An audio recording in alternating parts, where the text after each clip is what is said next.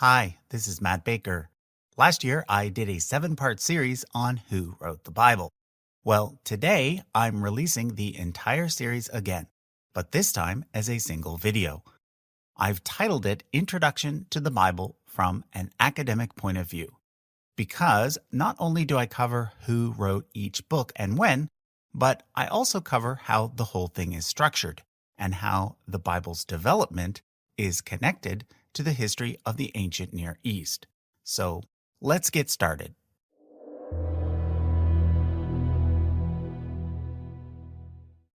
Let's start with some basic terminology. A lot of people think of the Bible as being exclusively a Christian book. They think that Christians have the Bible, Muslims have the Quran, and Jews have the Torah. But this is not quite correct. You see, Jews also have a Bible. We call it the Tanakh, but it is also simply known as the Jewish Bible. As you probably know, Christians divide their Bible into the Old Testament and New Testament. Well, what Christians call the Old Testament is actually the exact same book as what we Jews simply know as the Jewish Bible, or the Tanakh. What about the Torah then? Well, Christians call the first 5 books of the Old Testament the Pentateuch, meaning the 5 scrolls. These are Genesis through Deuteronomy. For Jews, these same 5 books are called the Torah. So the Torah is simply the name for the first 5 books of the Tanakh, which happen to be the exact same 5 books as the first 5 books of the Christian Old Testament. So it doesn't matter if you pick up a Jewish Bible or a Christian Bible. Other than some minor translation differences, the first 5 books are going to be exactly the same.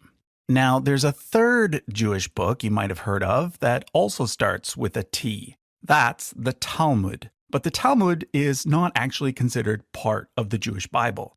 It's an entirely different book, comprised of oral traditions and commentary on those traditions written by rabbis. What we're going to be concerned with in this episode is just the Torah, or Pentateuch, aka Genesis through Deuteronomy. So let's dive in. From a traditional point of view, the answer to the question, who wrote this part of the Bible, is easy. It was Moses. And for some Orthodox Jews and evangelical Christians, there is simply no questioning that. But for the majority of Jews today, like myself, as well as most Christians, the answer is not so simple. As I mentioned in my video on Did Moses Exist? From a historian's point of view, Moses is more of a legendary character, and the stories about him quite clearly include many literary elements. It's also very obvious to language experts who study the Torah that it is definitely not the work of a single author. Rather, it clearly consists of many layers that were pieced together over time. Now, this actually makes a lot of sense, considering that the Torah deals with events that were initially passed down orally. Whenever this happens, you usually wind up with multiple versions of the same story. And this is exactly what you find in the Torah.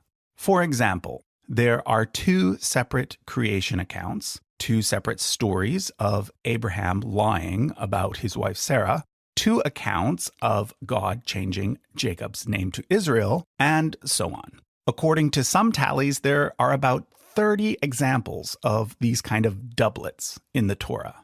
So what almost every scholar agrees on within the field of Pentateuch studies is that there were definitely several distinct authors involved. But what they do not agree on is exactly who those authors were and in which order they contributed their material. Because of this, I cannot present you with one definitive answer to who wrote the Torah and when. Therefore, I'm going to present you with 3 different theories and let you make the final decision. The first theory is the one that you're most likely to have heard of if you're at all familiar with any of this. It's called the documentary hypothesis, and it's been around since the 1800s. Nowadays, there are many variations of it, but The basic idea is that the Torah was pieced together from 4 different original sources. These have been labeled the Yahwist, Elohist, Deuteronomist, and priestly sources, or more commonly, J, E, D, and P. Note that I'll be using these 4 letters extensively throughout the rest of the video.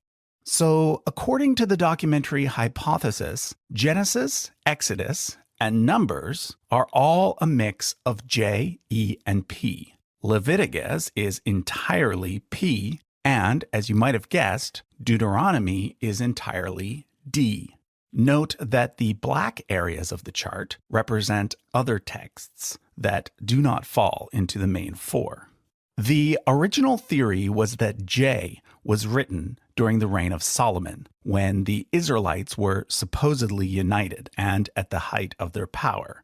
E was written by someone in the breakaway northern kingdom of Israel. D was written during the reign of Josiah, after the fall of the northern kingdom. And P was written after the Jews returned from Babylon.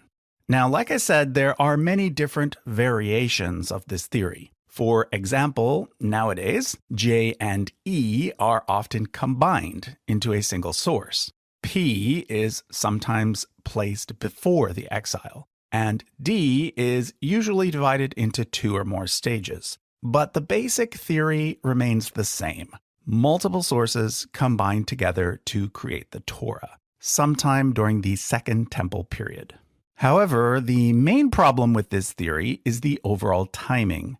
The latest research from archaeology indicates that the Bible greatly exaggerates its description of Solomon's reign. In fact, many scholars today believe that there likely never was a unified kingdom, and that the Israelites were probably not strict monotheists until the reign of King Josiah. Which brings me to the second theory, the supplementary hypothesis. The supplementary hypothesis is kind of an updated or modified version of the documentary hypothesis. It's probably the most popular view nowadays, although keep in mind that there are also several different versions of it. According to this theory, Deuteronomy, or D, was the original version of the Torah, and it was indeed written around the time of King Josiah. Some scholars believe that this is when monotheism really started to be promoted in a big way for the first time. The reason being that it was a way to unify the newcomers from the north with the original inhabitants from the south.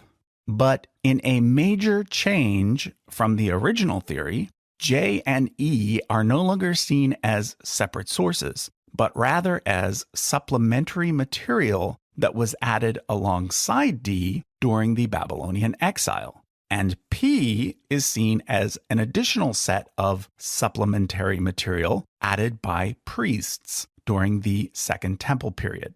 Finally, scholars now talk about a final author called R for redactor, who added just a few more things here and there before the Torah was finally complete. So rather than 4 separate sources, instead we get a single source with additional material being added to it over time. So that's basically where 21st century biblical scholarship currently stands on the matter. However, there is a new theory being explored nowadays, mostly in continental Europe. It came to my attention through a book called Genesis and the Moses Story, originally written in German by Konrad Schmid. I'm going to label this theory the dual origins theory. The main idea is that the ancient Israelites originally had 2 separate origin myths, one involving the 3 patriarchs, Abraham, Isaac, and Jacob, and the other involving Moses and the Exodus story. According to this new theory, these 2 literary traditions developed independently from each other and remained separate until they were combined for the first time by the priestly writer. So D, which is obviously based on the Moses tradition, was written down first during the time of King Josiah. But at the same time as D, as well as both before and after D, there were other fragments of text floating around, some of which were based on the Moses tradition, but others of which were based on the Abraham, Isaac, and Jacob tradition. Then, sometime during the Second Temple period, a group of priests living in Jerusalem decided, for the first time ever, to combine the two literary traditions into a single coherent narrative. They took bits from both the patriarch's story and bits from the Moses story. These are the sections that were previously labeled J and E. And then they interwove them with their own text, the parts labeled P. Finally, someone at an even later stage, the redactor, or R, added a few final things, tacked Deuteronomy onto the end, and voila, the final version of the Torah was born. This third theory makes a lot of sense to me. It explains why the transition between Genesis and Exodus seems so abrupt, and why there are several chronological problems when it comes to dating how long the Israelites were in Egypt. In my view, everything prior to the divided monarchy falls into the category of myth and legend anyway, and therefore I see no problem with the idea of two separate sets of legends developing instead of just one. In fact, considering that the ancient Israelites were originally two separate kingdoms, it actually makes more sense that there would be two separate origin stories, not just one. So what biblical scholars are slowly starting to realize is that when it comes to the history of ancient Israel, we've basically had it backwards. Up until recently, the idea was that Israel was a united nation first and then a divided nation second, because that's what a literal reading of the Bible tells us. But as we continue to learn more from archaeology and literary analysis, we're discovering that the exact opposite was actually true. The Israelites were originally two separate nations, and then only later, after Assyria destroyed the north, did they become a truly unified people. Remember, after the north fell, many refugees from the Kingdom of Israel headed south and joined the Kingdom of Judah. So the unification happened not during the days of David and Solomon, but during the days of Hezekiah and Josiah, and then again after the Babylonian exile. Now, here's the part that I haven't heard anyone say yet. So keep in mind that this is pure conjecture at this point. In my opinion, I think it's more likely that the Moses tradition was the origin story developed in the northern kingdom, and the Abraham, Isaac, Jacob tradition was the origin story developed in the southern kingdom.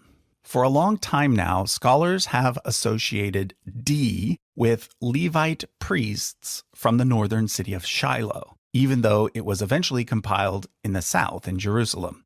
As I mentioned in my video about Moses, the tribe of Levi has several interesting connections to Egypt and may have been the only tribe involved in some sort of historical exodus.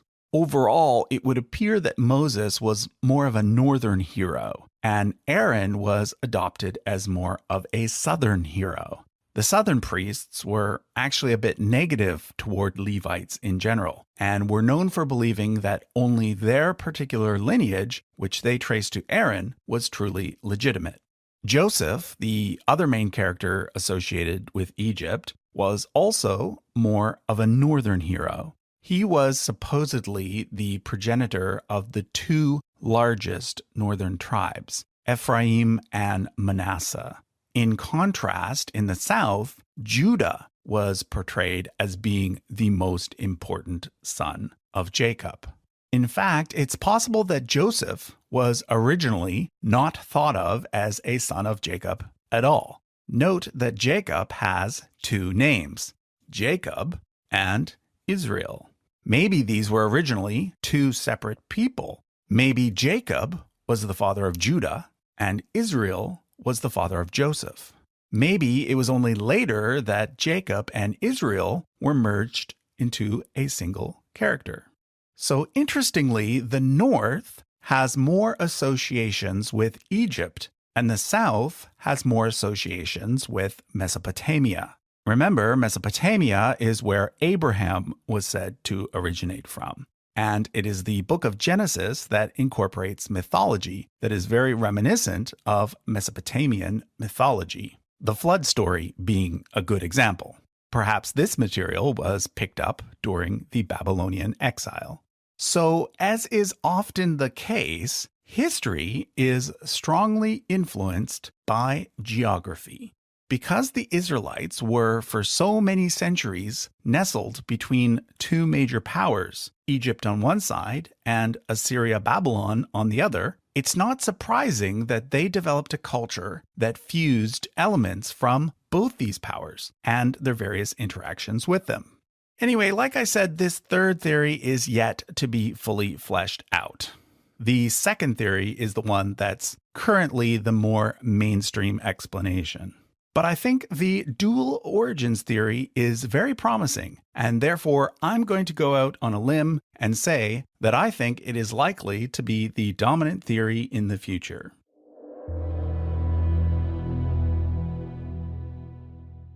So in episode 1, we learned that what Christians call the Old Testament is actually pretty much the same thing as what we Jews simply call the Bible, or the Tanakh. And in both cases, the first 5 books are Genesis, Exodus, Leviticus, Numbers, and Deuteronomy.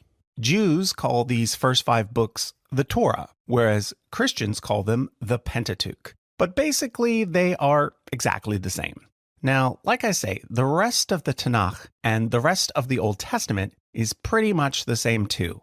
I say pretty much because there are 2 main differences. First, the order of the books is slightly different. And second, if you're reading a Catholic or Eastern Orthodox Old Testament, there are going to be a few extra books. This is something I forgot to mention in episode 1. But regardless of whether you are reading a Protestant Bible or a Catholic Bible, Christians usually divide the Old Testament into 4 sections. After the Pentateuch, you get history, poetry, and prophecy. The history section has 12 books, although Catholics include an additional 4. I've shown these books slightly shaded. Poetry has 5 books, 7 if you're Catholic, and prophecy has either 17 or 18. So in total, there are 39 books in the Protestant version and 46 books in the Catholic version. Let me now explain to you how the Jewish Bible is slightly different from the 2 Christian versions. First off, the 7 Catholic books, which are usually referred to as the Apocrypha, are not included. However, keep in mind that those 7 books were in fact written by Jews and are considered by Jews to be important books of Jewish literature. But they are not official parts of the Jewish Bible. We'll be looking at them in episode 4 of this series. However, everything else you see listed on the Old Testament side is included in the Jewish Bible. It's just that the order and categorization is slightly different. In the Jewish Bible, there are only 3 sections, not 4. In Hebrew, these are called the Torah, Nevi'im, and Ketuvim, which is why the Jews call their Bible the Tanakh, TNK being an acronym for the 3 sections. Note that Nevi'im simply means prophets, and Ketuvim means writings. So in the Jewish Bible, like in the Old Testament, you get the Torah first, followed immediately by Joshua and Judges. However, Ruth is placed in the Ketuvim. 1st and 2nd Samuel are combined into a single book, as is 1st and 2nd Kings. And then everything else in the history and poetry section of the Old Testament, as well as Lamentations and Daniel, are placed in the Jewish Ketuvim. That leaves 15 remaining books, all from the prophecy section. In the Jewish Bible, the Book of Kings is followed by the big 3 prophets, Isaiah, Jeremiah, and Ezekiel. And then finally, the remaining 12 books, all of which are quite small in comparison, are combined together into a single book called the 12. So in this episode, it is these 8 books in the Jewish Nevi'im that we're going to focus on. But keep in mind that all of this material is in fact included in the Christian Old Testament as well. So, who wrote these books and when? Well, according to tradition, you can find the answer simply by considering the name of each book. So, for example, Joshua was traditionally said to have been written by Joshua, and Isaiah by Isaiah. Judges and Kings, of course, are not personal names, so they're a bit more tricky, but basically tradition states that Judges was written by Samuel, and Kings was written by Jeremiah.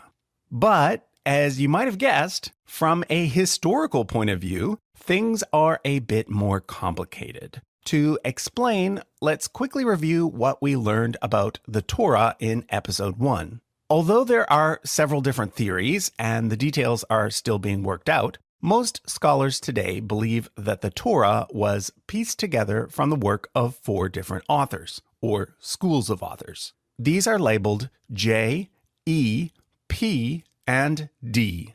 Genesis is primarily a mix of J and P. Exodus is mostly E and P.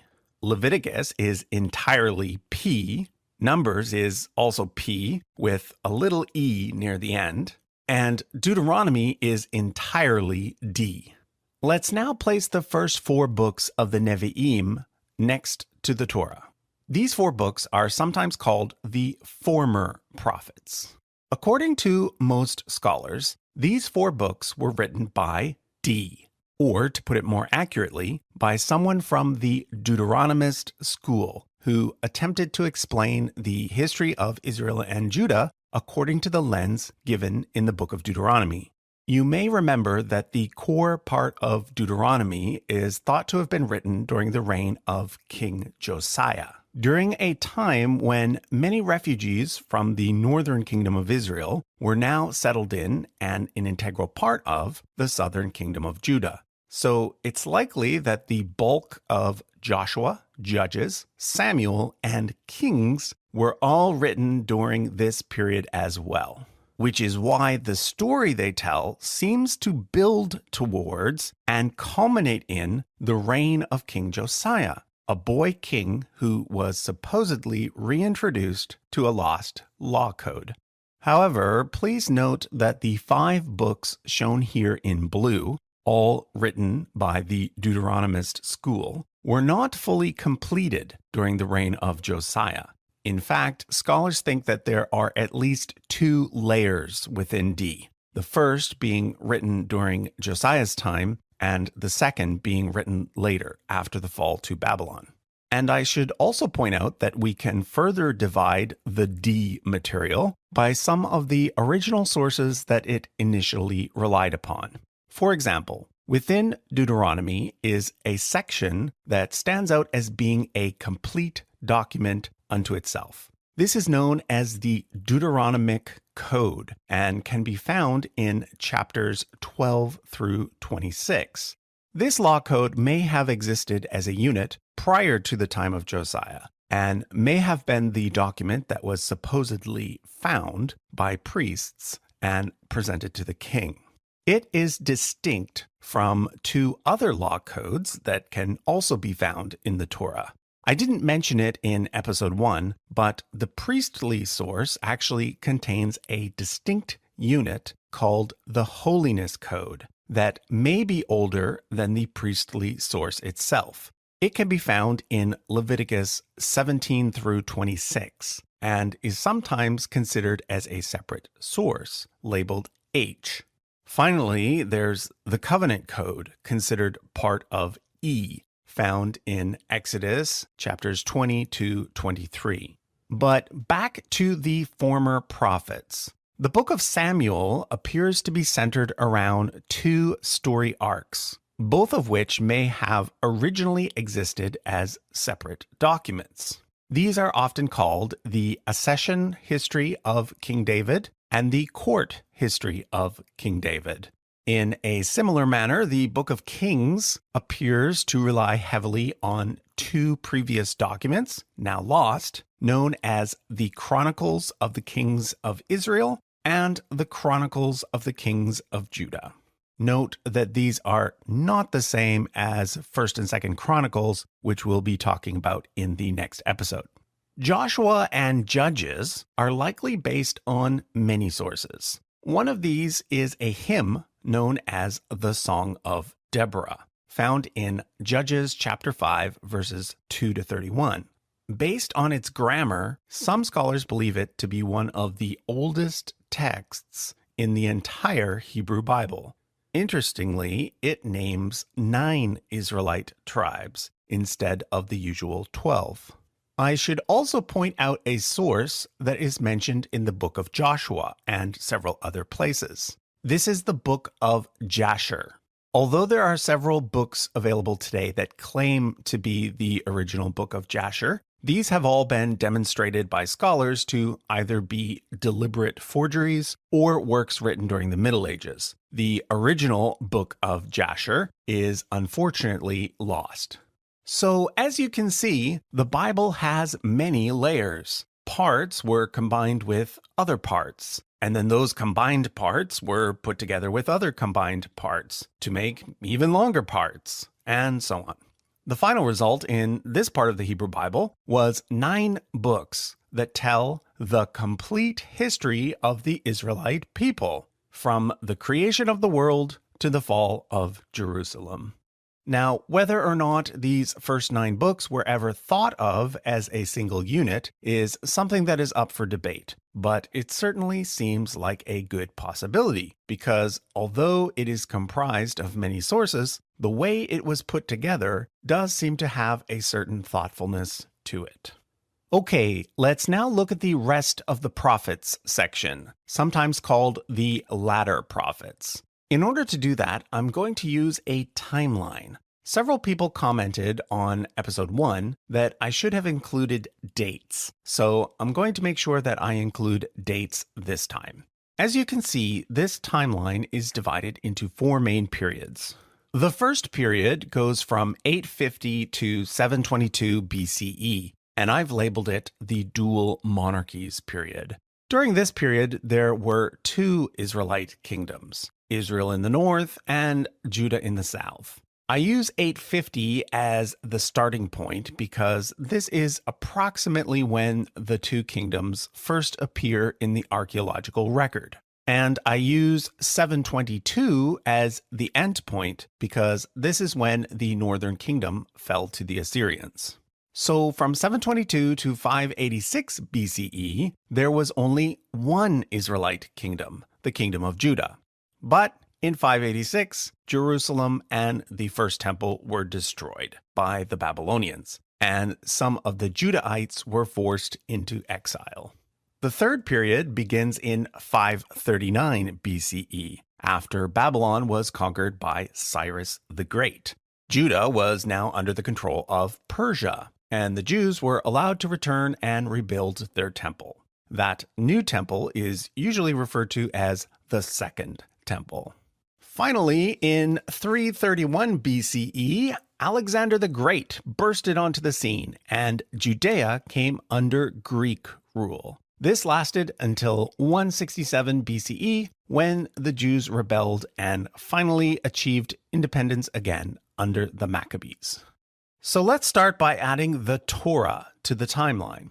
But remember, there are several different theories about when the various parts of the Torah were written. So keep in mind that what I'm showing here is just one of the possibilities. Here, we're going to assume that J and E were perhaps written during the Dual Monarchies period, and that P was written after the exile. What almost every biblical scholar does agree on is that D can be firmly placed in the single monarchy period during the reign of King Josiah. And as we just learned, this is when the books of Joshua, Judges, Samuel, and Kings were likely written as well. Although remember that this was a process that was likely not finished until after the fall of Jerusalem.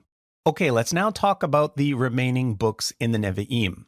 The first is the book of Isaiah, supposedly written by the prophet Isaiah. What almost every scholar agrees upon, though, is that the book of Isaiah can be divided into at least 2 parts.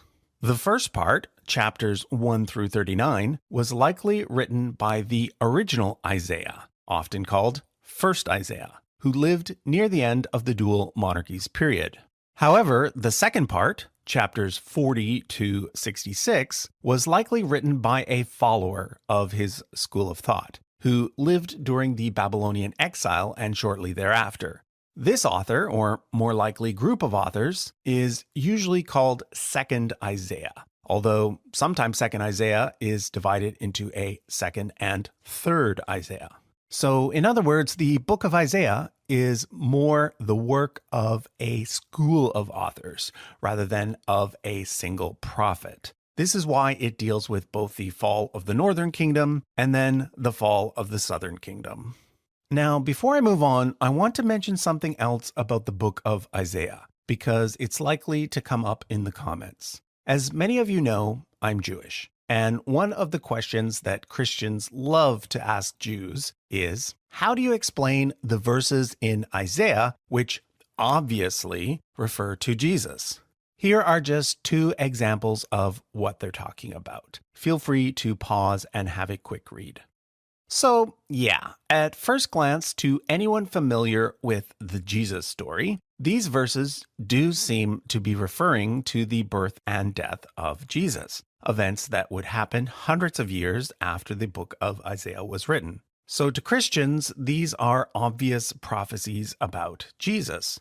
Now, I'm not going to argue that Christians are wrong. If you're a Christian and you believe that these verses refer to Jesus, that's fine. I understand that that's a key part of your religious faith. However, what I will take issue with is the idea that there is no other way to explain these verses, and that Jews purposely avoid talking about them. That's simply not true. From a historical point of view, Isaiah 7:14 was likely written by First Isaiah and was addressed to King Ahaz of Judah. The word virgin is better translated as young woman, and the son is probably a reference to Ahaz's son Hezekiah, who became the next king and who ended up defending Judah against the Assyrians. Isaiah chapter 53 was likely written many decades later by Second Isaiah. It is part of a series of poems known as the Servant Songs. According to Jews, the suffering servant described in these poems is not Jesus, but rather the people of Israel as a whole. There are several verses throughout the book of Isaiah, like this one, that back this up. So yeah, it's up to you how you want to interpret those scriptures, but please know that there are several options available. Let's now return to the timeline and discuss the next prophet, Jeremiah. Unlike Isaiah, who was a member of Judah's royal family, Jeremiah came from a priestly family. In fact, his father was likely Hilkiah, the high priest under King Josiah. This places Jeremiah around the time of Jerusalem's fall and squarely within the Deuteronomist school. In fact, from a literary point of view, there are many stylistic similarities between Jeremiah, the D source, and Joshua through Kings. Next up is Ezekiel, a slightly younger contemporary of Jeremiah. He too lived through the fall of Jerusalem, and in fact was one of the people who ended up in exile in Babylon. But unlike Isaiah and Jeremiah, it is thought that he probably didn't write any of the book that bears his name. Instead, the book of Ezekiel was likely written by some of his followers during the Persian period. In the same way that Jeremiah has strong literary associations with D, Ezekiel has strong literary associations with P. So it seems that whoever wrote the book of Ezekiel was probably part of the same school of priests who wrote the priestly source. Okay, so that covers the big three prophets. Note that Christians call these three the major prophets and include Daniel alongside them. However, note that for Jews, Daniel is not considered a prophet, and the book that bears his name is included in the writings, which I'll be covering in episode 3. For this episode, that leaves us with the minor prophets. Like I mentioned earlier, the 12 minor prophets are included in the Jewish Bible as a single book called the 12. But in the Christian Old Testament, they are considered 12 separate books. For our purposes here, I'm going to quickly consider each one separately and place them on the timeline in chronological order. First up is Hosea and Amos. In terms of complete books, these two are likely the two oldest books in the entire Bible, which may come as a surprise to you as they are placed nowhere near the beginning. They were written a little earlier than 1st Isaiah, probably by two individuals who were in fact named Hosea and Amos. It is from the book of Amos that Martin Luther King Jr. quotes in his I Have a Dream speech, when he says, "Until justice rolls down like waters and righteousness like a mighty stream." Chronologically, next up comes Micah and Zephaniah, two books that are often associated with Isaiah, and therefore perhaps best fit as part of the Isaiah school. Note that the minor prophets are called minor not because they are less important, but because they tend to be quite short. This means that most of them are likely the work of a single author, a historical person who matches the name of the book. But keep in mind that even in the case of the minor prophets, there are sometimes sections of each book that were likely added later by someone else. Micah is a good example of this. Although most of it was written by an actual Micah in the dual monarchies period, some parts were written much later, during or after the Babylonian exile. Okay, next up comes Nahum and Habakkuk, both of which were likely written late in the single monarchy period, during the transition between Assyrian dominance and Babylonian dominance. In fact, neither book is about the Israelites. Nahum is primarily about Assyria, and Habakkuk is primarily about Babylon. We then get Obadiah, who was likely a member of the Deuteronomist school. His book is the shortest in the entire Old Testament and relates to the kingdom of Edom. Next, we get Zechariah, whose work shares some similarity to Ezekiel's, and Haggai, both of whom wrote during the Persian period. We then get two books that are rather difficult to place. There's Jonah, which is more of a story than a prophetic book. Although the book of Jonah centers around a character named Jonah, who supposedly lived sometime during the single monarchy period when Assyria was still the dominant power, most scholars today consider it to be a work of fiction, written late in the Persian period. And then there's Joel, whose prophecy is very general and which includes very little context. It too was likely written late in the Persian period, mirroring the style of earlier prophets. Last but not least, we have Malachi. Whereas Muslims call Muhammad the seal of the prophets, for Jews it is Malachi who is considered to be the final prophet. The name Malachi simply means messenger, so it's unclear whether or not Malachi was actually a real name or simply a way to keep the book anonymous.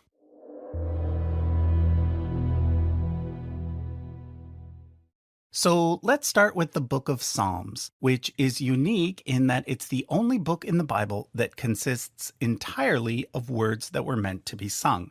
Some of the Psalms are what we would today call hymns, whereas others are closer to prayers or poems. But in each case, they would have originally had music to go along with them, music that unfortunately has been lost to time. But one thing that has not been lost, in most cases, is the name of the author of each psalm, or at least the person to whom the psalm is associated with. According to the text itself, 73 are attributed to King David, 12 to someone named Asaph, 11 to the sons of Korah, 2 to Solomon, 1 to Moses, 1 to Ethan the Ezrahite, and 1 to Haman the Ezrahite. 49 are anonymous, for a total of 150. Another thing that the text makes clear is that the Book of Psalms can actually be divided into 5 smaller books. This offers us further clues into who wrote each psalm and when. For example, the majority of the psalms attributed to King David are found in Book 1. This book may therefore represent the oldest part of the collection. However, keep in mind that just because a psalm starts with the phrase "of David," it might not mean that David himself wrote it. The phrase might also mean "for David," which is the reading that most modern scholars prefer. Either way, if you're looking for one of the classic Davidic psalms, such as the famous "The Lord is my shepherd," the best place to look is in Book 1. Book 2 also contains several psalms attributed to David, but in this section there is a very notable difference. If you watched part 1 of this series, you'll remember that 2 of the sources of the Torah are known as J and E. I didn't mention it at the time, but the reason for this is that each source uses a different name for God. The J source uses the personal 4-letter name that we Jews never pronounce, whereas the E source uses the more general term Elohim. The reason why I didn't mention it in episode 1 is because these days scholars actually place far less importance on this distinction than they did in the past. However, I bring it up now as a way to point out the major shift that occurs at the start of Book 2 in the Psalms. Whereas Book 1 mostly uses the 4-letter personal name for God, Book 2 mostly uses the word Elohim. This probably indicates that each collection came from a different place and/or time. Book 2 is also where we find most of the psalms that are attributed to the sons of Korah. Korah, who is known as Karun in the Quran, was the cousin of Moses, who rebelled against him. However, his descendants went on to serve in the temple as Levites, and one of their duties was singing songs.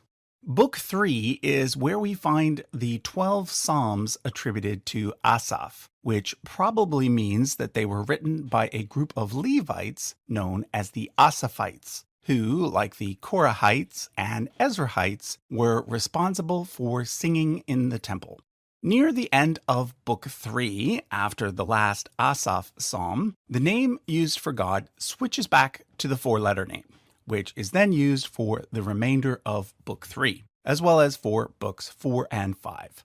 Books 4 and 5 are where we find the majority of the anonymous psalms. In episode 2, I introduced this timeline, which I used to tentatively date the 4 sources of the Torah, as well as the various prophets. I'm now going to take away the minor prophets to make some room for the books in this episode. So, because the Book of Psalms is a collection of 150 different compositions, it's impossible to place it at a single location. Most scholars believe that some were definitely written before the exile, and some were definitely written after. I'm therefore going to indicate it as a range, like so. Before I move on, I should point out that the Book of Psalms is thought to be related to a now lost book that Muslims call the Zabur. According to the Quran, Allah revealed several books to various prophets over the centuries, prior to the one received by Muhammad. One of these was called the Zabur, and is said to have been revealed to David. For this reason, the Zabur is usually associated with the Psalms. But according to Muslims, the Book of Psalms that exists today is a corrupted version of the original Book of Zabur. Muslims believe something similar about the Torah. They believe that God gave the Torah, or Torah, to Moses, but that the version we have today is not the original. I received several comments on episode 1 stating that the 4-source theory is evidence that the original Torah was corrupted. Well, I suppose that is one way to look at things, but please keep in mind that there is currently no evidence from either archaeology or linguistic analysis to indicate the existence of much older versions of the Torah and Psalms, which then became corrupted or lost. The idea is entirely theoretical and must be accepted based solely on faith, not on historical evidence.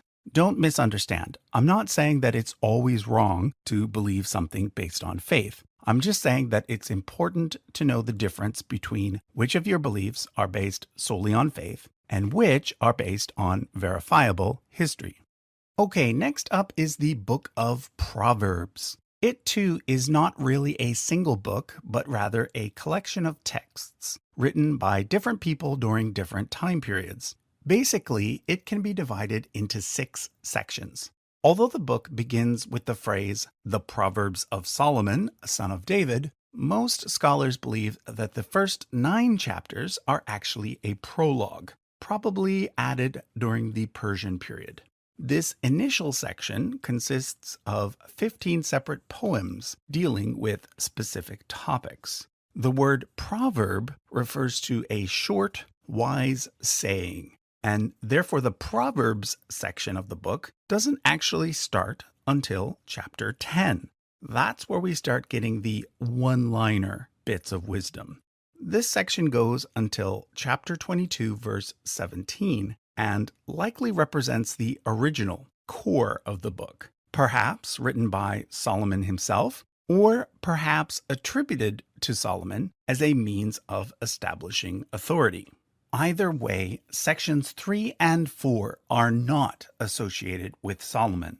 Section 3 begins with the phrase, "Listen to the words of the sages," and goes on to tell 30 wise sayings. And section 4 begins with, "These are also by the sages," and includes 5 more. The interesting thing about section 3 is that a good portion of it seems to correspond directly with a work of ancient Egyptian literature known as the Instruction of Amen-em-opet, which dates to around 1000 BCE. So it seems that the ancient Israelites recognized this Egyptian work as being important and decided to incorporate it alongside the words of their own people. Moving on, section 5 starts with, "These are more Proverbs of Solomon, compiled by the men of Hezekiah, king of Judah." So these are perhaps later additions, attributed to Solomon but written during the reign of King Hezekiah. Finally, in section 6, we get 3 final poems. One by Agur, son of Jakeh, from Massa, one written by Lemuel, the king of Massa, and the final one being anonymous. As to whether the kingdom of Massa was a real place or a fictional creation, no one is really sure. So, like Psalms, because Proverbs is a collection of several different sayings and poems by several different authors, it's impossible to place it at just one location on the timeline. I'm therefore going to indicate it as a range as well. All right, let's now look at the book of Job, which addresses the age-old question, if a good God exists, why then do horrible things so often happen to good people? Unlike most characters in the Hebrew Bible, Job does not fit anywhere on the biblical family tree. His story is set outside of the land of Israel, sometime during the age of the patriarchs. As to when the story was written and by whom, that is also unclear. What we do know is that the book is written in a very strange form of Hebrew and uses certain vocabulary words that don't show up in any part of the Tanakh. Nowadays, the leading theory is that it was likely written during the Persian period by someone who spoke Aramaic as a first language and only knew a very old, formal version of Hebrew, kind of like a German person today writing something in the style of Shakespearean English. The next 5 books are grouped together, at least in Jewish tradition. In Christian tradition, their placement is quite a bit different. The reason why Jews place these 5 together is because A, they are all relatively quite short. B, they are all late additions to the Hebrew Bible and are thus all highly literary in nature, as opposed to being more historical or theological. And C, each of these 5 books is associated with a particular Jewish holiday. Song of Solomon with Passover, Ruth with Shavuot, Lamentations with Tisha B'Av, Ecclesiastes with Sukkot, and Esther with Purim. Let's start with the Song of Solomon, the only book in the Bible that could be described as being erotic poetry. As the name suggests, it is associated with King Solomon, but very few scholars today would say that Solomon was the actual author. As is often the case, the date of composition can be narrowed down by studying the vocabulary and grammar used in the text. In this case, like in Job, it seems to be heavily influenced by Aramaic. Aramaic was the lingua franca of the Persian Empire, and throughout the Persian period, it slowly replaced Hebrew as the main language in Judea. However, the Song of Solomon also shares certain similarities to love poetry written by the Greeks, and is thus the first book I've mentioned so far that can probably be placed during the Greek period. As to what the name of the author was, sadly, we cannot say. It was common at the time to put a famous person's name at the beginning, in this case, Solomon's, rather than one's own. Next up is Ruth. In the Christian Bible, Ruth is placed after the book of Judges, because chronologically, this is where the story fits. But as with most of the books in the Ketuvim, the book of Ruth was written many hundreds of years after the time period in which it was set. A good analogy would be the historical fiction that is written today. Imagine that someone 2,000 years from now found a novel written in the 21st century, but set during the medieval period. They might initially assume that the author was living during medieval times, but the more they studied the text and other texts, they'd realize that the author actually lived much later and was simply writing about an earlier time. In the case of Ruth, we once again can't name an exact author, but from the context, we can take a guess that it was probably written during the Persian period. This is because the topic matter concerns the marriage of an Israelite man to a non-Israelite woman, something that was an important matter of debate during the Persian period. Next is Lamentations, which comes from the word lament, meaning an expression of grief. In this case, the grief is over the destruction of Jerusalem by the Babylonians. This allows us to date the book to sometime around this event. Traditionally, the author is said to have been the prophet Jeremiah, which is why Lamentations is placed directly after Jeremiah in Christian Bibles. However, it's possible that the book was actually written by 5 different authors. This is because the book is comprised of 5 separate poems, each taking up one chapter, and each being written in a very different style. They do all have one common feature, though. They are structured on the Hebrew alphabet. The first 4 are all acrostics, meaning that each line starts with a different letter of the Hebrew alphabet. The 5th poem is not an acrostic, but it does have 22 lines, corresponding to the exact number of letters in the Hebrew alphabet. We now come to Ecclesiastes, known in Hebrew as Kohelet, meaning something like a chairperson who presides over an assembly or meeting. Traditionally, the author is said to have been King Solomon, but again, the language used points to a much later date. Like Ruth, it was probably written by an anonymous author during the Persian period. Ecclesiastes is a strangely pessimistic, brooding sort of book, but one that has inspired authors and poets for centuries, including the likes of Shakespeare, Tolstoy, and Hemingway.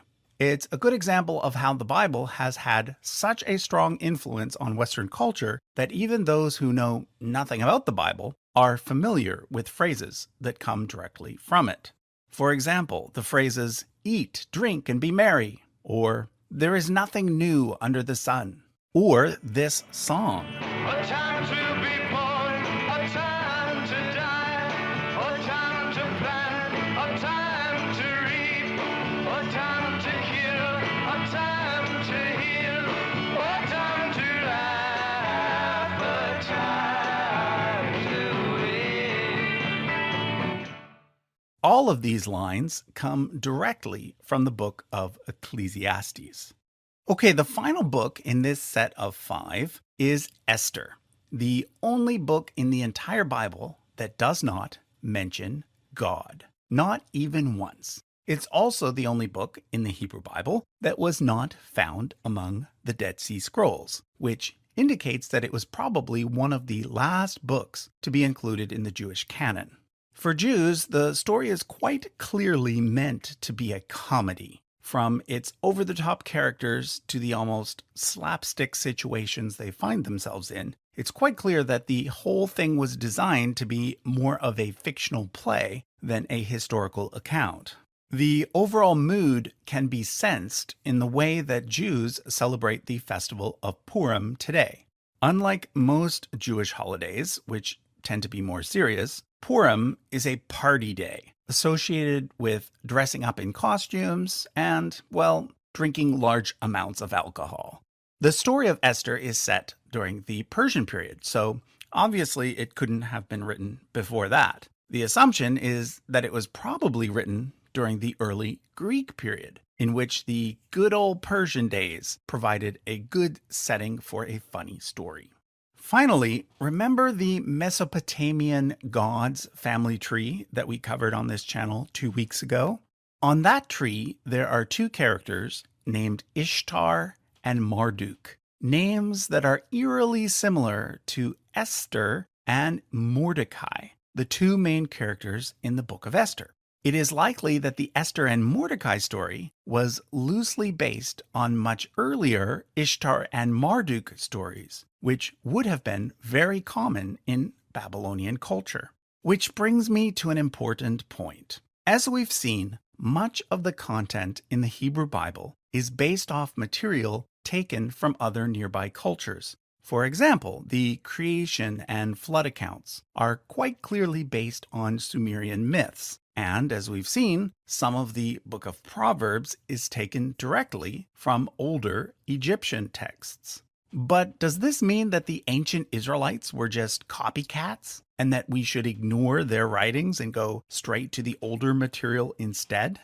No, of course not. Often, whenever one artist or writer is inspired by the work of another artist or writer, they'll create something that is similar to the work that inspired them, but they will also put their own unique spin on it. This is certainly true of the ancient Israelites. Sure, they often reused the mythological stories and literary tropes that were common during their day, but they also always changed things in small but important ways in order to make points that supported their own unique worldview. You see, it's always important to keep in mind that the original purpose of the Bible was not to simply record literal history or to make scientific statements in the way that we would today. Rather, it was to share ideas about God and about the purpose of life, things that can't always be expressed in straightforward ways. I've received a lot of comments so far that go something like this. If you don't believe that characters like Abraham and Moses were historical, why then did you convert to Judaism? Well, my response is this. It doesn't matter to me who wrote the books of the Bible or when. Likewise, it doesn't matter to me whether the stories are strictly historical or mostly fictional. The point is, somebody at some point wrote them. And from a literary point of view and my own personal point of view, those books contain some very interesting ideas about God and about the purpose of life. Okay, we've got a few more books to cover. I'm not going to say much about Daniel in this episode because I've decided to do an entire episode on Daniel together with Revelation at the end of this series. For now, I'll just put it on the timeline as being written very late in the Greek period. I'll be explaining why I put it there in that future episode. That leaves Ezra, Nehemiah, 1st Chronicles, and 2nd Chronicles, which in the original version of the Jewish Tanakh were just 2 books, a combined Ezra-Nehemiah and a combined Book of Chronicles. The interesting thing about these 4 books is that they were likely written by a single author, or at least by a single school of authors who edited them in a way so that the end result was a unified story that covered everything from Adam to the rebuilding of the temple. This is why much of the material in Chronicles is the same as the material in Samuel and Kings. It's basically a second account of the same narrative from a different author. Traditionally, that author is said to have been Ezra, and it's also thought that Ezra was the person who put together the final version of the Torah. Unlike in most of the cases we've looked at, there is less reason in this case to doubt the traditional view. This is because the character of Ezra fits firmly within a historical setting rather than a literary one. Okay, so that concludes our look at the Jewish Tanakh, aka the Old Testament. In the next episode, I'll be tackling the books that Protestants call the Apocrypha and that Catholics call the Deuterocanonicals, as well as a few other books that didn't make it into most Bibles.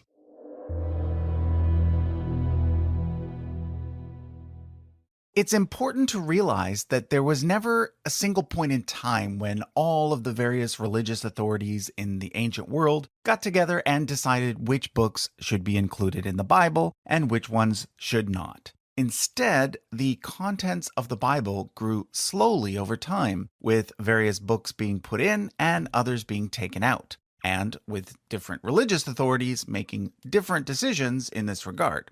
So, although I've been emphasizing throughout this series that Jews and Christians share most of the Old Testament in common, there are actually a few exceptions that I would now like to focus on.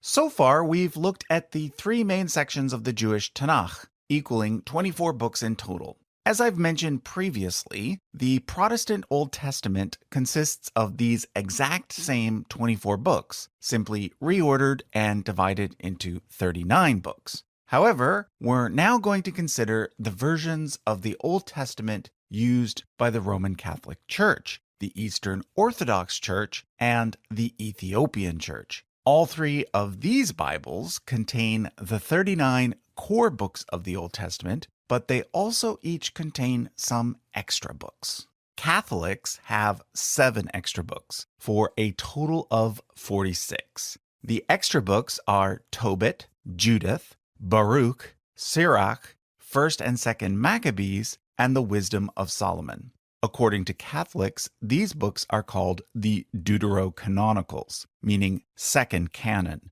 whereas according to Protestants, they are called the Apocrypha, meaning obscure or uncertain. In addition to these 7 books, the Catholic Old Testament also includes additions to both Esther and Daniel.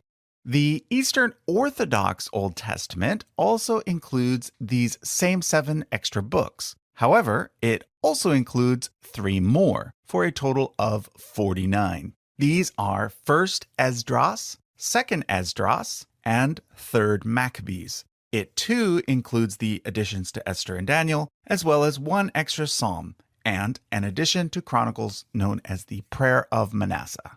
Finally, the Eastern Orthodox Old Testament also includes a 50th book, 4th Maccabees, but it is listed as an appendix and not one of the core 49. Then there is the Ethiopian Old Testament, which is the largest of them all. First of all, it divides Proverbs into 2 books, and hence the core part has 40 books, not 39. It also includes everything we've mentioned so far, except for the 3 Maccabees. So that brings us to 47. But it also includes 7 unique books found only in the Ethiopian Bible, bringing its grand total to 54. Those books are 1st, 2nd, and 3rd Maccabean, which are different from 1st, 2nd, and 3rd Maccabees, Jubilees, Enoch, 4th Baruch, and Josephon. Okay, so now let's look at each of these extra books one by one. To do so, I'm going to bring up my timeline, which I used in the previous 2 episodes. You'll notice that, generally speaking, the Torah and the prophets represent the older books, whereas the writings tend to be the books that were written later. This is why I prefer the Jewish ordering. It's not just because I'm Jewish, it's because the Jewish ordering makes the evolution of the Bible more clear. The Torah was clearly thought to be the most important part, followed by the prophets. Most of the writings, though, were written much later, and they are far more literary. Hence, it makes more sense to include them at the end rather than to sprinkle them throughout. What we're about to discover is that the apocryphal, or deuterocanonical books, represent a second set of writings that were written even later. So, in order to make room for their placement, we need to expand our timeline to include the next three periods in Jewish history: the Hasmonean period, the Herodian period, and the post-Temple period. The Hasmonean period began in 167 BCE, when a family of Jewish priests known as the Maccabees, or more formally the Hasmoneans, managed to win independence for Judea. Their rule continued until 37 BCE, when the throne passed to Herod the Great. By that point, Judea was a client state of Rome, but it did still retain a certain degree of autonomy. However, in 70 CE, the Romans destroyed Jerusalem as well as the Second Temple, and ushered in the final period on this timeline, which I have named the post-Temple period. Okay, so now that our timeline is set up, let's start with the Book of Tobit. Tobit is a collection of several stories, set shortly after the Assyrians conquered the northern kingdom of Israel. They center around a couple named Tobit and Anna, and their son Tobias, who ends up marrying a woman named Sarah. However, it also prominently features an angel named Raphael and a demon named Asmodeus. This already makes the Book of Tobit quite a bit different from the books that made it into the Hebrew Bible. It might surprise you to learn that angels are rarely mentioned by name in the Hebrew Bible, and demons do not appear at all. In fact, the only book in the entire Hebrew Bible to mention an angel by name is the Book of Daniel. As I mentioned in the last episode, Daniel was written late in the Greek period. Well, Tobit was written by an anonymous author around the same time. This is why they have several features in common, such as the inclusion of spiritual beings with names. By this point, Judaism had been strongly influenced by Zoroastrianism, the main religion in Persia. This is why, from this point forward, we find a much more detailed spiritual world within Jewish literature. For example, more angels and demons. The next book is Judith. Judith, like Esther, is best thought of as being a work of historical fiction. In this case, it is set during the time when the Babylonians were conquering Judah. The story revolves around a woman named Judith, who uses her wit to sneak into the enemy's camp and behead a general named Holofernes. However, it is likely that the story is actually an allegory about the beheading of a much later enemy, a Seleucid general named Nicanor, who was killed by the Maccabees. The evidence for this interpretation is based on the fact that the military terminology, political institutions, and geographical boundaries mentioned in the book all match those of the Hasmonean period, indicating that this was when the book was written. Next up is The Wisdom of Sirach, a book that is kind of like Proverbs and is sometimes called Ecclesiasticus. Unlike Tobit, Judith, and so many other books, we actually know the name of the person who wrote this one. His name was Joshua ben Sirah, or Jesus ben Sirach, hence the title Sirach. We also know exactly when he wrote it, because he mentions the name of the high priest at the time, Simon II. This puts it right at the end of the Greek period, just before the Hasmonean takeover. We also know that a prologue was added to the book several decades later by his grandson, and this prologue is particularly helpful in understanding how and when the Jewish canon was formed, because it contains the earliest mention of the tripartite division of the Tanakh. Sirach chapter 1 verse 1 reads, "Many great teachings have been given to us through the law and the prophets and the others that followed them." Moving on, let's now consider the book of Baruch. According to the book of Jeremiah, Baruch was the prophet Jeremiah's scribe. That would mean that he lived around the time of the Babylonian exile. However, due to the language used in the book, it is unlikely that Baruch actually wrote Baruch. As is often the case, it is more likely that a later, anonymous writer simply wrote the book as if it was written by Baruch. And although the book deals with the loss of the temple due to the Babylonians, it is likely that what it is really talking about is the loss of the temple that occurred just prior to the Maccabean revolt. This would place its composition around the same time as Judith. Next is the Book of Wisdom, also known as the Wisdom of Solomon, another Proverbs-like book that was supposedly written by King Solomon, but almost certainly was written much later, probably around the same time as Baruch.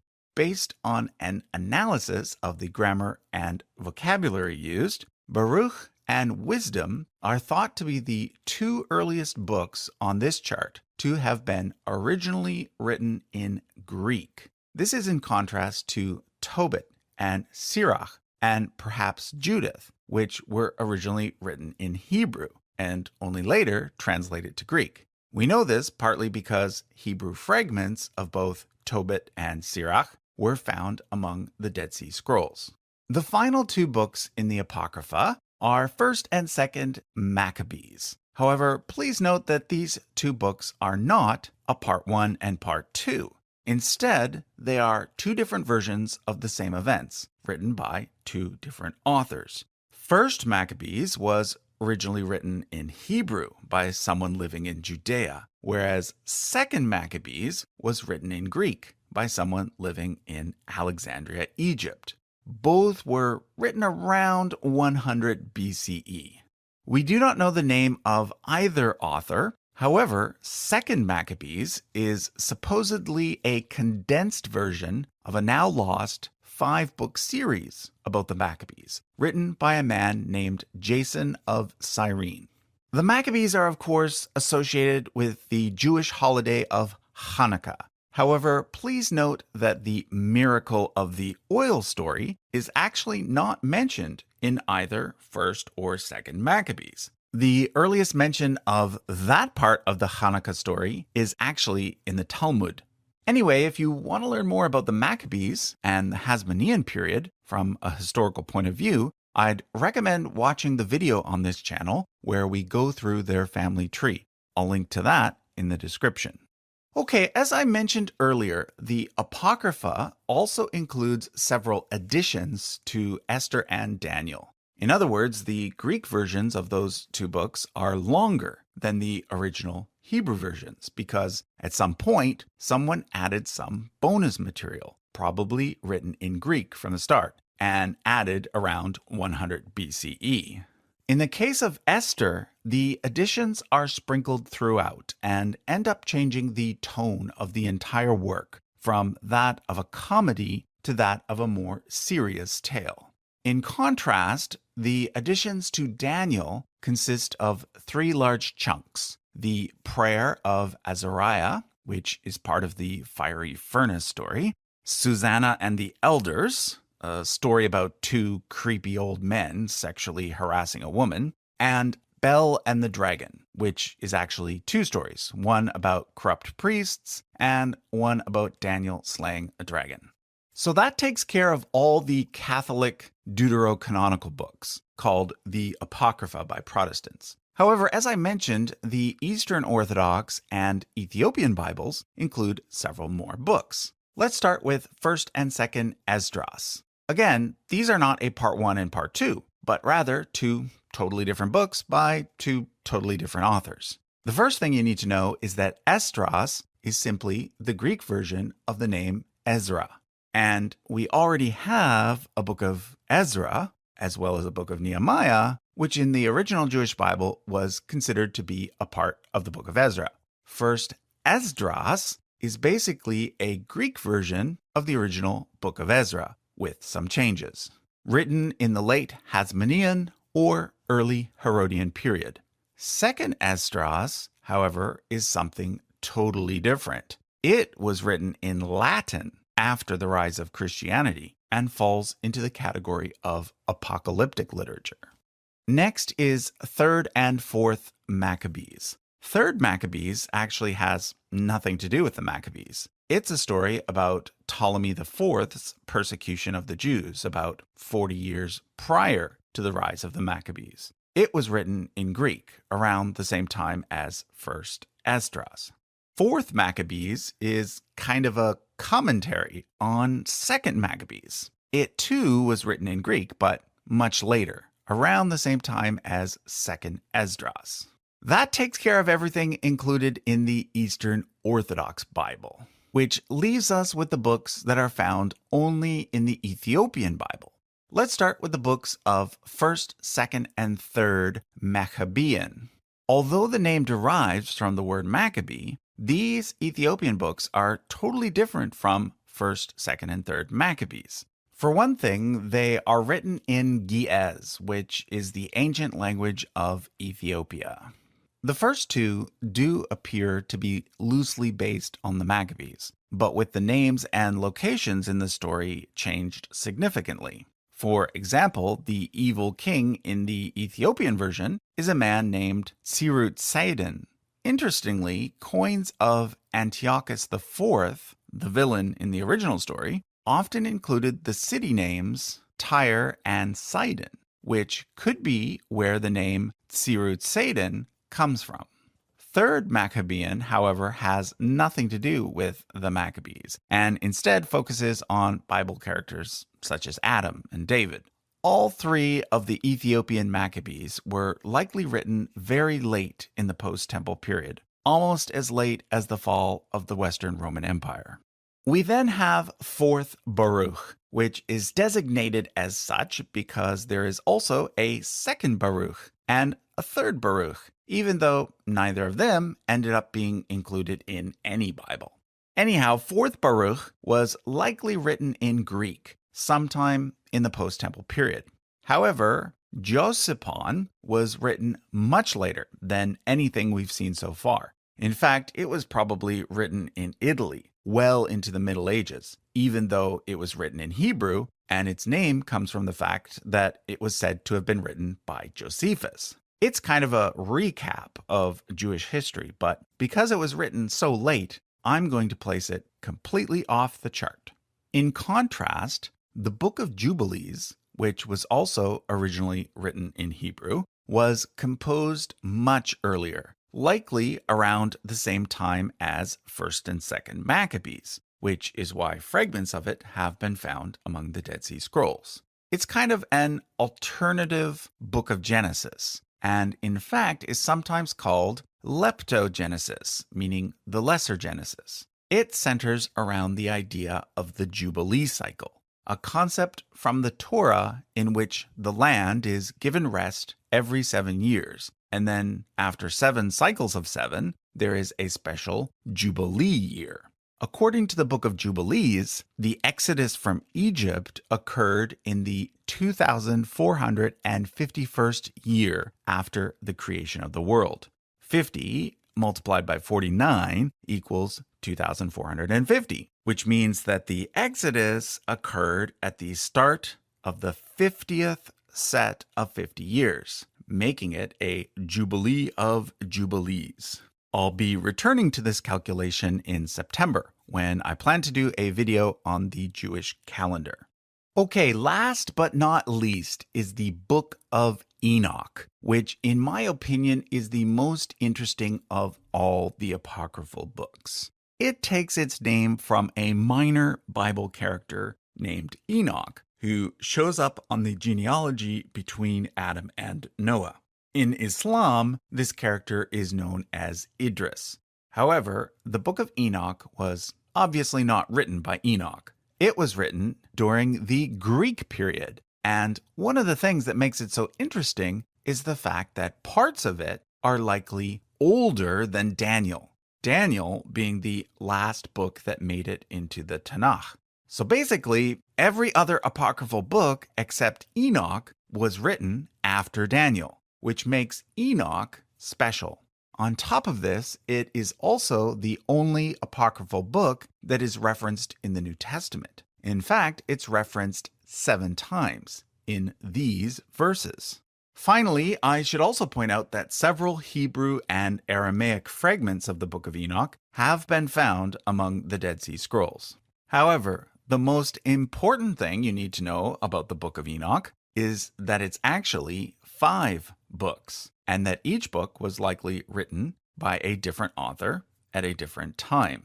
There's the Book of Watchers, the Book of Parables, the Book of Astronomy, the Book of Dreams, and the Epistle of Enoch.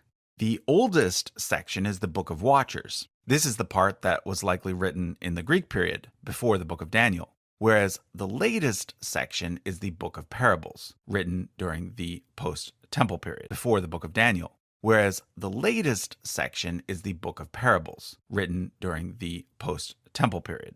I'm going to focus on the Book of Watchers because that's the part that tends to come up the most when people talk about the Book of Enoch. The whole thing is basically based on a few short verses in Genesis that go like this. When people began to multiply on the face of the ground, the sons of God saw they were fair, and they took wives for themselves. The Nephilim were on earth in those days, when the sons of God went into the daughters of men, who bore children to them. These were the heroes that were of old, warriors of renown.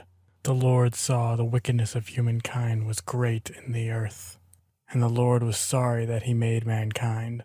So the Lord said, I will blot out from the earth the human beings I have created. Genesis 6, 1-7, New Revised Standard Version. What follows is the flood story. So it seems that these few somewhat puzzling verses that read more like pagan mythology than the rest of the Bible are given as the explanation for the flood. Well, according to the Book of Enoch, the phrase sons of God refers to a special group of angels called the Watchers, whose job was to watch over the newly created humans. The Book of Enoch basically fleshes out the Genesis account and describes how fallen angels end up having sex with human women, resulting in a race of giants known as the Nephilim. As I mentioned earlier, the Tanakh doesn't really give much information about angels or fallen angels, but the Book of Enoch does. It lists the names of many angelic beings, such as Samyaza, the leader of the Watchers, Azazel, the fallen angel who teaches humans to use metal and to make weapons, and Uriel, one of the good archangels who acts as Enoch's guide. So if the Book of Enoch includes so much extra information, why then did it not make it into the Jewish Bible? To explain, I need to tell you a bit more about what was happening during the Greek period of Jewish history.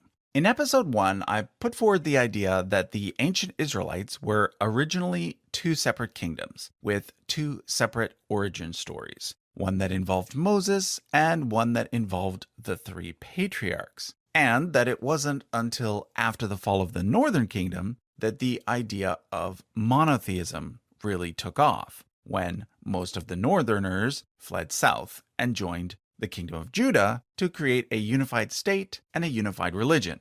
This religion, which can be called First Temple Judaism, was short-lived because not too long after it got going, the First Temple was destroyed and the elite were exiled to Babylon. But as you're hopefully aware of by this point, the Jews were eventually allowed by the Persians to return and rebuild their temple. It is probably sometime during this period that the 2 origin stories were combined for the first time, and that the final version of the Torah was compiled, creating a new religion that could be called Second Temple Judaism. However, over the next several hundred years, particularly by the time that the Persians were replaced by the Greeks, several different groups emerged within Second Temple Judaism, each with their own slightly different understanding of the religion. The 3 main groups were the Pharisees, who were mainly scribes and teachers, the Sadducees, who were the priests, and the Essenes, who were the most mystical of the three. When the Second Temple was destroyed by the Romans in 70 CE, the Sadducees basically disappeared because there was no longer a temple for them to use. At this point, the very bookish Pharisees ended up redefining Judaism, and it eventually evolved into Rabbinical Judaism, which is the type of Judaism that exists to this day. The Essenes are the group that we know the least about. They may or may not have been the ones responsible for making the Dead Sea Scrolls. These days, there's some debate about that. However, one idea is that they were the ones who were the most interested in stuff like angels and demons and a future Messiah. Because of this, some scholars have put forward the idea that the Essenes might have had a strong influence on the development of Christianity. So by the time that the biblical canon was finalized, which was sometime after 70 CE, Second Temple Judaism no longer existed, and instead there were two main descendants left behind. On one hand, there was Rabbinical Judaism, and on the other hand, early Christianity. The rabbis, as the direct descendants of the Pharisees, were more concerned with the Torah and less concerned with later writings, such as the Book of Enoch. In fact, the early rabbis interpreted Genesis 6 very differently than the way that the Book of Enoch does. They taught that the phrase, the sons of God, which can also be translated as the sons of the powerful ones, did not refer to spiritual beings at all, but rather referred to some kind of noble line of humans that became corrupt. So the rabbis did not include Enoch in the Jewish Tanakh.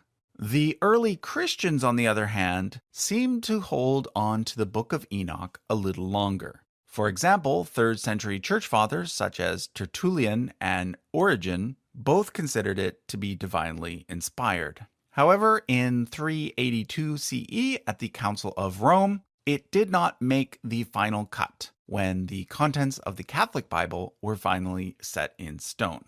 Of course, it did remain in the Ethiopian Bible, which is why it did make it into this video.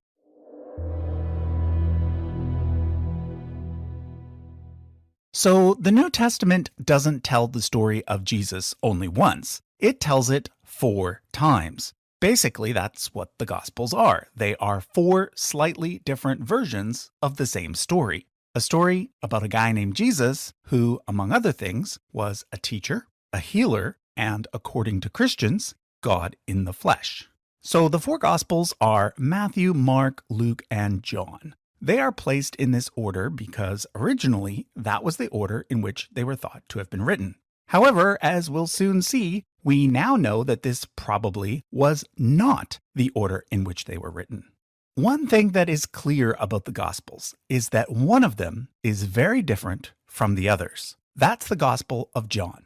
The other 3, Matthew, Mark, and Luke, are known as the Synoptic Gospels. Synoptic meaning seen together. Although they have some differences, they also share a lot in common.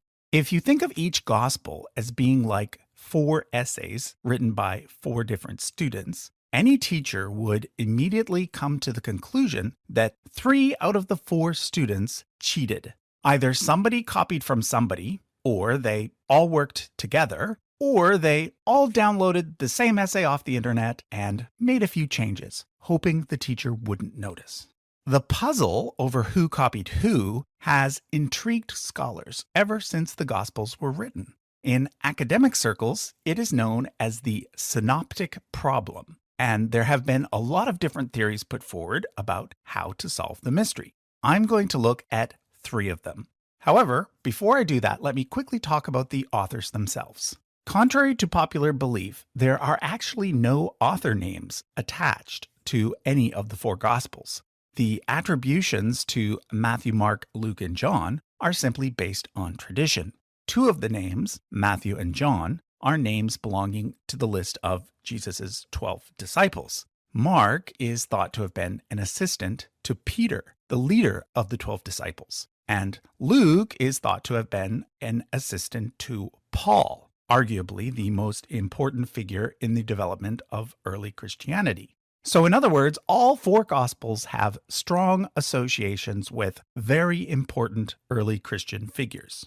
But did Matthew, Mark, Luke, and John actually write the Gospels that are attributed to them? Well, according to most conservative Christian scholars, the answer is yes. However, according to most critical scholars, the answer is probably not. Either way, I think it's useful to think of each author as representing more of a community or tradition rather than a single author. We saw something similar when we looked at the Old Testament prophets. For example, the book of Ezekiel was probably not actually written by Ezekiel. However, it was probably written by a member of a school of thought that originated with a man named Ezekiel. In a similar manner, even if the Gospel of Matthew wasn't actually written by Matthew, the disciple of Jesus, it was likely written by an author who belonged to some sort of community that had a connection to Matthew.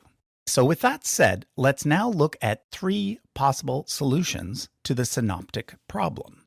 I'll start with the one that is by far the most accepted solution these days.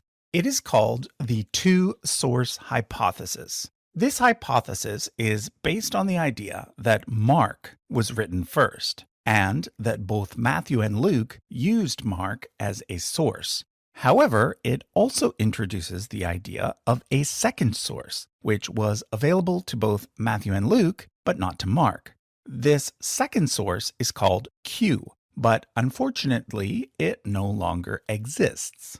The idea is that Q was simply a collection of short sayings attributed to Jesus. Some of the reasons why most scholars believe that Mark was written first include the fact that it is the shortest of the three synoptics, with very little material that is not found in the other two, as well as the fact that it uses grammar that is less refined and a theology that is more primitive. So the basic idea is that both Matthew and Luke took what they found in Mark and attempted to improve on it, both by adding more content and by tidying up the language. The second most popular solution is generally known as the Griesbach hypothesis, named after a German scholar who wrote about it almost 250 years ago. However, although this hypothesis is an older one, it's actually seeing kind of a rebirth these days. It argues that Matthew was written first and that Luke was written second, using Matthew as a source, meaning that Mark was actually written last. The idea is that Matthew wrote his gospel at a time when the Christian church was primarily still comprised of Jews, that Luke wrote his gospel after Paul started to spread Christianity to the Gentiles, meaning non-Jews, and that Mark wrote his gospel as a way to summarize the previous two and to put Peter's stamp of approval on both of them. Now, it is in fact true that Matthew is the most Jewishy gospel of the three, and that Luke is the most Gentile-focused. In fact, if we go by tradition, Luke is the only author in the entire Bible, both Old and New, that was not Jewish. Tradition holds that he was Greek and that he was a medical doctor by profession. However, according to critical scholarship, Luke may have simply been a Hellenized Jew. But the main problem with the Griesbach hypothesis concerns Mark. If Mark wrote last and had Matthew and Luke as references, why did he leave out key events such as the birth story and the post-resurrection appearances? Note that the oldest manuscripts of Mark end with chapter 16, verse 8, in which three women discover the empty tomb and simply run away, afraid. Almost all scholars agree that verses 9 to 19 were added much later. The last solution we're going to look at is a bit of a wild card. It's the most cutting-edge solution and therefore does not currently have widespread acceptance. It's called the Q plus Papias hypothesis and was put forward by a professor named Dennis MacDonald. MacDonald is also known for putting forward the idea that the Gospel of Mark was modeled on the works of Homer. Like the two-source solution, this hypothesis holds that Q and Mark were written first. However, it differs in that it posits that Q was written before Mark and that Mark had access to it. This is why we get the term Q+. MacDonald adds more material to the hypothetical Q document, material which otherwise is usually assigned to Mark. Next comes Matthew, who had access to both Q+ and Mark. And then he adds a document called Papias. Papias was an early bishop who lived from around 60 to 130 CE. We know from later authors that he wrote a text called the Exposition of the Sayings of the Lord. This source is now lost. However, we have quotations from it found in the works of later authors. From these quotations, we know that Papias had access to 3 earlier sources. MacDonald suggests that these were Q+, Mark, and Matthew. Finally, the last synoptic author to write was Luke. Luke presumably would have had access to all 4 previous works. Okay, so that covers the 3 synoptic gospels, Matthew, Mark, and Luke. I'll place them on a timeline in a bit, but first, let's talk about John and Acts. John, of course, is the 4th gospel, but like I said earlier, it has very little in common with the other 3. It's almost as if John is telling a completely different story. He adds lots of events that aren't mentioned in the other 3, and leaves out lots of events that are. And whereas the synoptic gospels have Jesus giving a lot of short sayings, John more often has him giving longer, more complex speeches. One thing that most scholars agree on is that John's gospel is more theological, whereas the other 3 are more straightforward narratives. What do I mean when I say theological? I should probably elaborate because I've used the word several times in my various Bible videos, but have never really explained myself. For example, I keep repeating that we have to remember that the Bible was written in order to make theological points, not to simply record history. You see, nowadays we tend to divide all writing into 2 categories. It's either fiction or nonfiction. But ancient people didn't do this. Instead, they mixed the 2, especially when talking about topics that are difficult to explain, like, anything to do with God or theology. The word theology simply means the study of God. For example, the authors of the Jewish Bible held certain beliefs about God that they wanted to express, such as the idea that there's only one God and that God exists outside of the natural world. When they wrote, they weren't simply saying, this happened, and then this happened, and then this, and so forth. Instead, they took people that they thought had existed in the past and made them into literary characters. They embellished the stories that they had heard about them, and sometimes even placed words into their mouths, words that expressed the ideas that they wanted to communicate in the present. In the Jewish Bible, even God is a literary character. This is why God often seems quite different, depending on which particular book you're reading. Does this mean that God doesn't really exist? Well, not necessarily. Personally, I believe in God. Maybe you do too. Maybe you don't. But either way, I think it's important to understand that the God of the Bible isn't necessarily the God of reality. Rather, the God of the Bible is simply various authors' portrayal of God. Whether you believe that portrayal is accurate, inaccurate, or somewhere in between, that's up to you. And I think the same goes for the character of Jesus, especially in the case of John's Gospel. Obviously, many Christians believe that Jesus said every single word that the Gospels say he said. But it's also possible that the Gospel writers took some artistic liberties, that they crafted their stories in a way so that they could make a point about who they thought Jesus was, rather than simply record he did this and then he did that and so forth. For example, Mark has Jesus hanging on the cross in pain, shouting as he dies, whereas John has him calmly making deep statements and then dying in a very serene way. Okay, one more thing about the Gospel of John. According to some scholars, John has at least 2 layers. Instead of using the Q source, which was simply a list of Jesus' short sayings, it seems that John instead may have used a now lost source known as the Signs Gospel, a text that listed the various miracles that Jesus was said to have performed.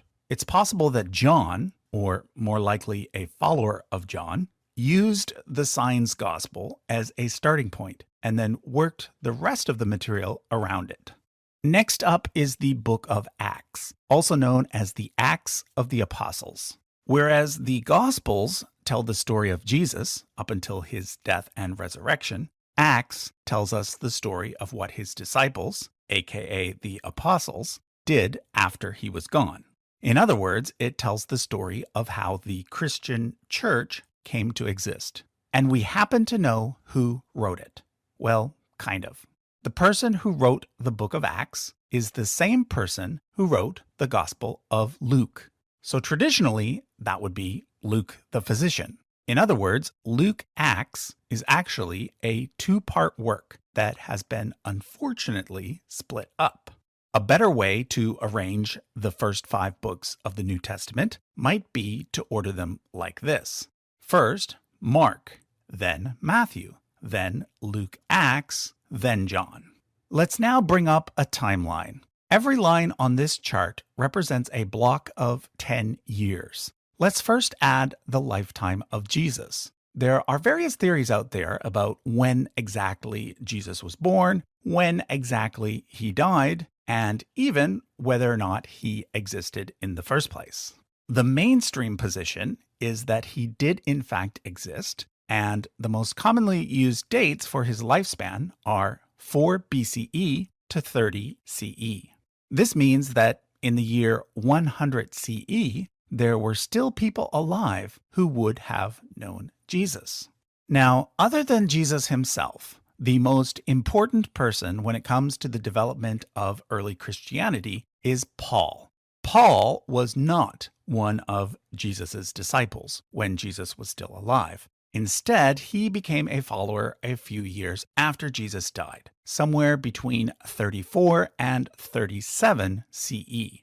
Although Paul himself was a Jew, he was the person primarily responsible for taking Christianity from being a minor sect of Judaism and making it into a brand new religion that consisted mostly of non-Jews. Traditionally, Paul is said to have lived up until the reign of Emperor Nero and was killed sometime between 64 and 68 CE. We'll be talking about Paul more in the next episode when we delve into the epistles, but for now I thought it would be useful to put him on the chart for reference. Now, the most important date for understanding the development of both Judaism and Christianity is the year 70 CE. I mentioned that date in last week's video as the date for when the Second Temple was destroyed. Prior to this pivotal event, Judaism was a diverse religion with many different branches, one of which was early Christianity. But the destruction of the temple forced Judaism to evolve. Personally, I like to think of 70 CE as the date for which both Christianity and rabbinical Judaism were truly born. Both religions developed as a way to deal with the loss of the temple. On one hand, the rabbis shifted the focus onto studying the Torah and meeting in synagogues for prayer, whereas on the other hand, the Christians shifted the focus onto the person of Jesus and on seeing his death as the replacement for the earlier temple sacrifices. All three of the synoptic gospels reference the destruction of the temple. Unless one interprets these as being real prophecies, which many Christians do, this means that the earliest date for any of the synoptic gospels is 70 CE. Most scholars do place Mark somewhere just shortly after 70 CE, and then Matthew and Luke Acts somewhere around 10 years later. Q, if it did exist, would be placed before 70 CE, perhaps as early as the year 40. John, on the other hand, is usually placed last, around the year 100 CE. So, even though the Gospels may not have been written by the individuals they are now named after, they were all likely written during a time when people who had known Jesus were still alive. Which means, even if you're like me and don't believe that Jesus was the Son of God, the Gospels are still fairly good sources for gathering some basic information about his life. Now, before I go, I want to address one more topic. Since I won't be doing a separate episode on the New Testament Apocrypha, I thought I'd bring up the most famous Gospel that didn't make the final cut. The Gospel of Thomas. The Gospel of Thomas is one of many other non-canonical Gospels that still exist. That's right, we have dozens of other Gospels, beyond just the 4 that made it into the New Testament. Most of these are thought to have been written much later. However, the Gospel of Thomas is the exception to this rule. According to some scholars, it may have been written around the same time as the main 4. The other interesting thing about the Gospel of Thomas is that it was lost to time until a manuscript of it was found in 1945. You can imagine how excited biblical scholars were when this happened. At first, many thought it might be the Q source that had supposedly gone missing. This is because Thomas is primarily a collection of short sayings attributed to Jesus. However, when it was compared to the synoptics, it became clear that Thomas was not Q. It's similar, but it's obvious from the text that Matthew, Mark, and Luke did not use the Gospel of Thomas when writing their own Gospels. So who wrote this quote-unquote fifth Gospel, and how does it relate to the other 4? Well, like I mentioned earlier, it is best to think of the Gospels as being the products of certain camps or communities, rather than the works of single authors. So, for example, some scholars posit the existence of a Thomasine community and a Johannine community within early Christianity. The followers of Thomas saw the resurrection as being more of an act of spiritual enlightenment, whereas the followers of John saw it as being more of a factual, bodily resurrection. This would explain why John's Gospel paints the Thomas character as being the infamous Doubting Thomas, which just goes to show there was much disagreement among early Christians on how to understand Jesus. In fact, even the most conservative Christian scholars will admit that it took hundreds of years before all the various so-called heresies were stamped out, and the more standard form of Christianity that we know today took hold. The fact that early on there was not a single Christianity, but rather many Christianities, is an important point that we will return to when we take a look at the Quran.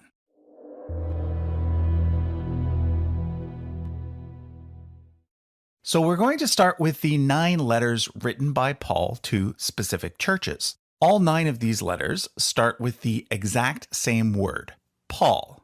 Nowadays, when a person writes a letter, they usually start with Dear So-and-so. In other words, they start with the recipient's name. However, when it comes to the New Testament epistles, we get the opposite. The letters always start with the sender's name first, then the recipient, and then usually some kind of personal greeting. Let's first take a look at a map to see the locations where each of these letters were sent. Romans, of course, was sent to Rome, which is the most familiar location on the list. 1st and 2nd Corinthians were sent to Corinth, Corinth being one of the major cities in Greece. Galatians was sent to Galatia. Galatia is the only place name on this list that is not a city. It refers to an entire region located right in the middle of Anatolia, what is today Turkey. We then get Ephesians, which was sent to the city of Ephesus on the coast of Anatolia. Next, Philippians, sent to Philippi, a city in ancient Macedonia, named after Alexander the Great's father, Philip. Colossians was sent to the city of Colossae, yet another city in Anatolia. Finally, 1st and 2nd Thessalonians were sent to Thessaloniki, which is in the same region as Philippi. Now, this series is called Who Wrote the Bible? So the main question we need to answer is, did Paul actually write these letters? As we've seen throughout this series, the person who is claimed in the text, or by tradition, to be the author is actually usually not the author. For example, according to most modern scholars, Moses did not actually write the 5 books of Moses. Solomon did not write the Song of Solomon. And Matthew probably didn't even write the Gospel of Matthew. It may therefore surprise you when I say that, according to most scholars, even the most secular critical ones, Paul did in fact write most of these letters. There is some disagreement over Ephesians, Colossians, and 2nd Thessalonians, but the rest, Romans, 1st and 2nd Corinthians, Galatians, Philippians, and 1st Thessalonians, are pretty much universally recognized as being the genuine works of Paul. How do scholars make distinctions like this? Well, it mostly boils down to style. The 6 epistles thought to be genuine all share a very similar writing style, similar vocabulary, similar grammar, and similar ideas. The other 3 stand out as being different. Now, this could indicate that Paul simply used an assistant to write these letters, or that he wrote them at a later date, or when he was in a very different mood. Like I say, scholars are divided on this. But for those who have doubts, these 3 are considered pseudepigrapha, meaning that they were probably written several decades after Paul's death by someone pretending to be Paul. As we've seen in previous episodes, it was not uncommon in ancient times for writers to do something like this. In the last episode, I used this timeline. As I mentioned then, Paul was not actually a follower of Jesus during Jesus' lifetime. He became a Christian after Jesus' death, sometime in the 30s CE, and he lived up until the 60s when he was killed during the reign of Emperor Nero. The genuine Pauline epistles can therefore all be placed within the range of his ministry. Generally, Galatians and 1 Thessalonians are thought to have been the earliest letters, both dating to around the year 50, with Romans and the 2 Corinthians being written sometime during the late 50s, and Philippians coming last, usually being placed in the early 60s. The other letters, if they are indeed pseudepigrapha, can probably be placed around the end of the 1st century or early in the 2nd century, which means that Galatians and 1 Thessalonians are the 2 earliest books in the entire New Testament, and that all of the genuine Pauline epistles were written prior to the 4 Gospels, which is an important point when it comes to the study of the historical Jesus. Skeptics have pointed out the fact that the Pauline epistles contain 0 references to biographical details about the life of Jesus, other than his death and supposed resurrection. For example, Paul never mentions Mary or any of Jesus' other family members, not even in passing. He also never mentions Bethlehem or Nazareth, nor does he ever refer to even a single one of Jesus' parables, sermons, exorcisms, healings, or other miracles. This is a bit strange, and skeptics use it to argue that Jesus was primarily a legendary figure, if not an entirely fictional one. However, believers counter these arguments with the fact that Paul's letters were, well, letters. And the purpose of the letters were to explain theology, not to list facts about Jesus, facts that the recipients of the letters would already have known. Let's now move on to the 4 letters that Paul is said to have written to individual people.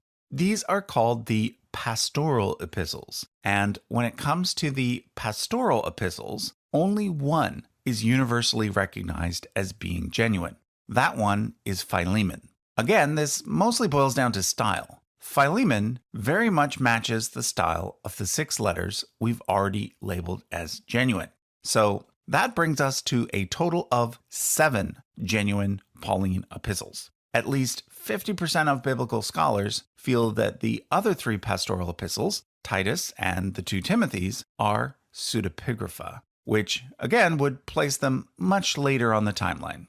Which brings us to Hebrews. Virtually no biblical scholar today attributes this one to Paul, even in the most conservative circles. In fact, this letter doesn't even begin with the usual Paul at the top. No sender is mentioned, nor any recipient, although at the end it says those from Italy send their greetings. But the book is called Hebrews because it is thought that it was sent to Jewish Christians in Jerusalem. So this is yet another book for the anonymous category. However, there have been numerous hypotheses put forward over the years as to who the author might be. One hypothesis that I find quite interesting is that it was written by a woman named Priscilla. If true, this would be very notable. You probably noticed that so far it seems that the Bible was written entirely by men, which is not too surprising considering that, as a whole, female authors were pretty rare in the ancient world. However, before we talk about Priscilla, I should point out that there is also the possibility that some female authors contributed toward the Tanakh, or Old Testament. As we saw in previous episodes, many of the books in that part of the Bible are actually anonymous and consist of several different texts combined together. It is therefore possible, if not probable, that at least one psalm or other piece of text was written by an anonymous woman. In fact, I've even seen one scholar claim that the J source for the Torah might have had a female author. But back to Priscilla. Priscilla and her husband Aquila are mentioned 6 times in the New Testament as being early Christian leaders and good friends of Paul. In fact, it seems that Priscilla in particular might have held some kind of prominent rank in the early church. It seems that early on, men and women were treated equally in Christian circles, and only later did the church become more patriarchal. If Hebrews was written by a woman, it might explain why it eventually ended up being recorded as being anonymous.